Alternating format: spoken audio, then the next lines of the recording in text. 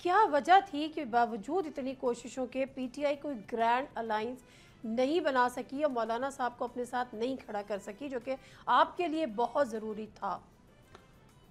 देखिए नादी, बात ये है कि तहरीक इंसाफ जो है वो उसने रूल ऑफ लॉ के लिए हर जमात से रब्ता भी किया, कोशिश भी है हमारी कि हमारे साथ अटैच हों, लेकिन जो जमात नहीं शामिल होना चाहेगी तो उसको कोई भी इंसिस्ट तो ज़बरदस्ती नहीं कर सकता।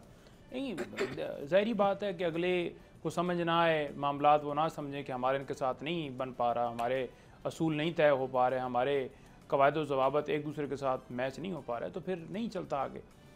दूसरी बात ये रह गई कि 2018 के अंदर अगर धांधली ज़्यादा इलेक्शन होता तो 2019 के अंदर ही नून लीग को या दीगर को ये ना कहा जाता कि आएँ आपको हुकूमत देते हैं। ख्वाजा आसिफ साहब का बयान आप उठा कर देख लीजिए।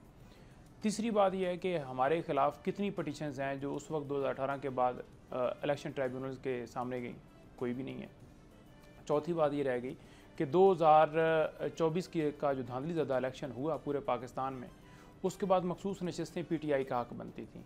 अब आपके सामने तमाम वो जमातें शामिल हैं जिन्होंने वो सीटें जो हैं वो लीं और उन्होंने कहा कि ये माले गनीमत है, हमें दे दिया जाए। उस पर उन्हें कोई इतराज़ नहीं है, उस पर वो कह रहे हैं जी बिल्कुल ठीक फ़ैसला, क्योंकि उनको बेनिफिट हुआ है। लेकिन जब बात आम होगी तब कहेंगे जी हम भी रूल ऑफ लॉ के लिए खड़े हैं। भाई रूल ऑफ लॉ के लिए खड़े हैं तो फिर लेकिन अदालती फैसला है तो ज़ाहिर उन्होंने मान लिया। लेकिन एक चीज़ मैं आपसे सिर्फ ये अदालती फैसला तो पहले भी आया था, लेकिन उस पर फैसल वाडा ने कहा था कि ये अदालती फैसला नहीं माना जाएगा क्योंकि हमारी मर्जी का नहीं है।